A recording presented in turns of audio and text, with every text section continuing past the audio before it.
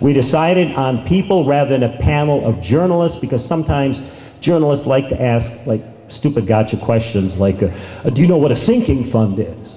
Oh, what's this? What's a sinking fund? You know, well, innocuous little questions like that, because I remember that because Tim Skubic asked that once of a gubernatorial panel before, and Jennifer Granholm didn't know, Jim Blanchard did. Well, you ask a bunch of accountants and they may not know because they're going to come up with 4 or 5 different answers.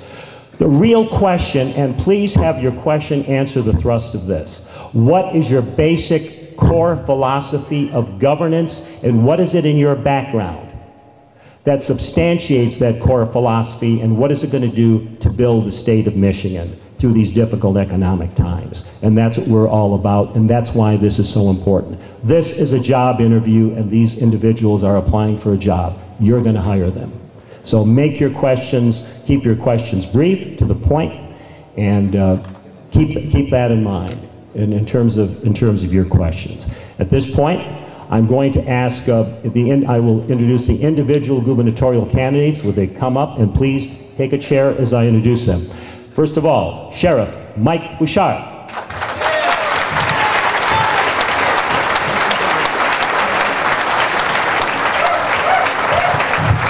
We have been assured that Mike Cox, who is at a meeting, he was speaking at an event, his staff is here, as they told us that he will be a little late, but he will be here. We're going to be here for quite a while, so we're going to have an opportunity for you to ask questions of all these candidates. So Mr. Cox, his chair is here waiting for him. At this time, Senator Tom George.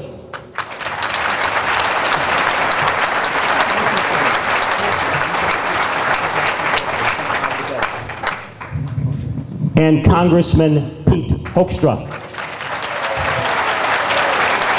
Thank you.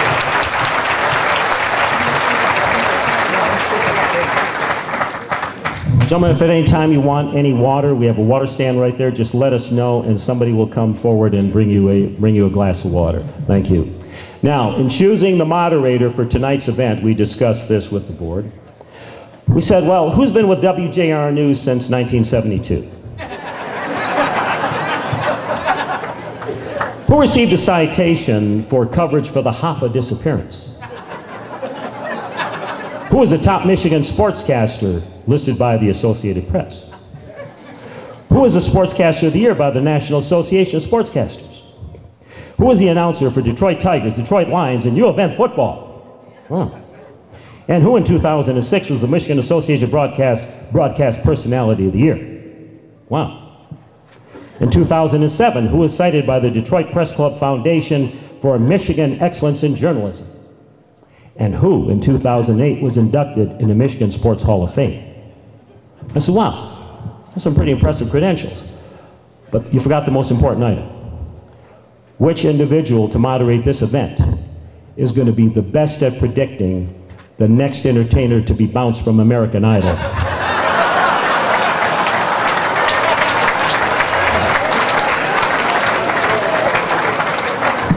Well, Dana Clark didn't meet all the other credentials. So we have to settle for Frank, but I'm sure he's more than up to it. Frank Beckmann.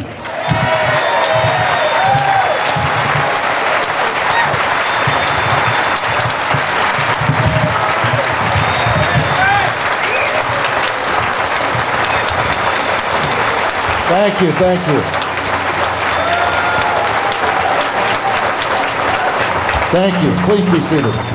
Please be seated. I am blown away. Oh my goodness, what a great introduction, and what a great reception from all of you. I'm just gonna, after listening to Ken recite all of those accolades, I want to check my pulse for a moment and make sure I'm still alive. You know, it was great to meet so many of you who are listeners before the event began tonight. We'll fix this. I'm a trained professional, don't worry, I know. It's amazing. I get out and I get to meet so many of you folks who were kind enough to listen to the show, I hope on a daily basis. And I get the same comment from so many people. It amazes me, and I got it tonight from so many folks again. People who say, you know, you don't look like I thought you did. I just want you to know you don't look like I thought you did either. Oh, this is my side of town. I'm glad to be back over here on the east side. I grew up on the east side of Detroit, and we moved out to Warren. I went to Cusno High School, and but yeah, let's hear it for the Patriots of Cusno. See, it's that which inspired me, being a Patriot in high school, you know, and it carries over. But I am so honored to be asked to be the moderator for tonight's forum, especially before a group like this one, and what a turnout tonight. I mean, this is incredible. We've got nearly 1,000 people in this room. That's unreal.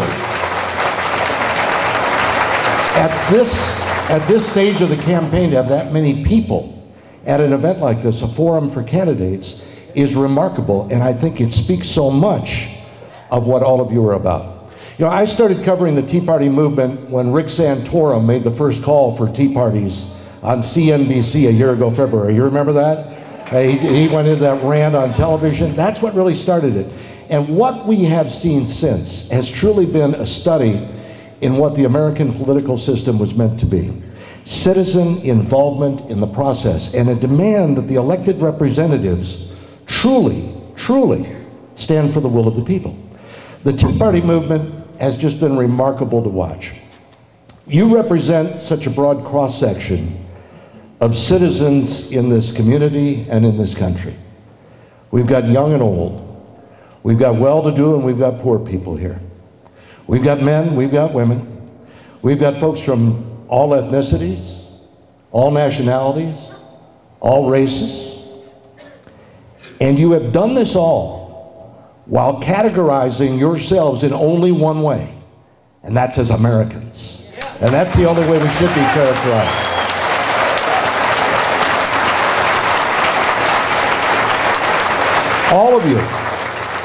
All of you have stood your ground and become involved in politics. I just would like a show of hands very quickly.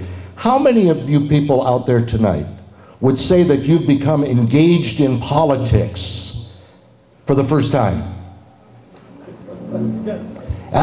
It's just amazing that this has happened in our country. There's so many people have done this and have stuck with it, despite what you've endured in the last year while this movement has grown.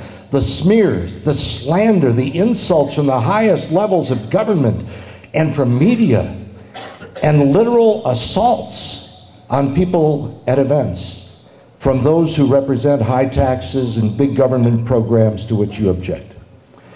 You're called radicals. Let me tell you something.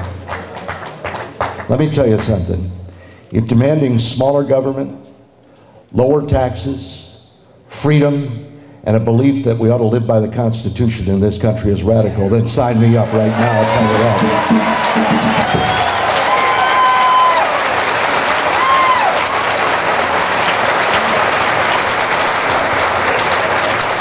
For me, the reaction that you've engendered from the other side that has been centered on ire and not on issues means only one thing.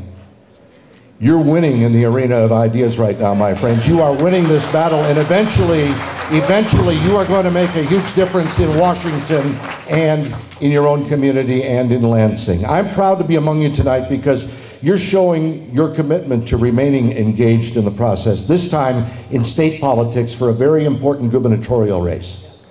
Look, our next governor in this state is going to face some major challenges. He's going to face the challenge of a $2 billion deficit to start with.